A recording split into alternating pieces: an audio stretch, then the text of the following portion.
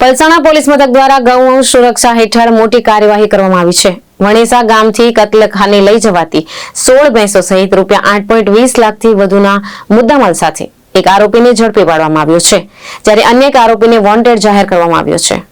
Palsana police મથકના head constable રોહિતભાઈ પરશુરામભાઈને બાતમી મળી હતી કે એક ટ્રકમાં પાસ પરમિટ તથા વેટરનરી ડોક્ટરના સર્ટિફિકેટ વગર ભેંસોને ઘાસચારો કે પાણીની કોઈ વ્યવસ્થા રાખ્યા વગર અત્યંત ક્રૂરતાપૂર્વક ખીચોખીચ ભરી પલસાણાથી મહારાષ્ટ્ર તરફ કતલના ઈરાદે લઈ જવામાં આવી રહી છે।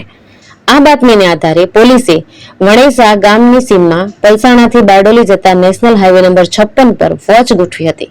શંકાસ્પદ ટ્રક આવતા અટકાવી તપાસ કરતા ટ્રકની અંદર કુલ 16 ભેંસો અમાનવીય રીતે ભરેલી હાલતમાં મળી આવી હતી।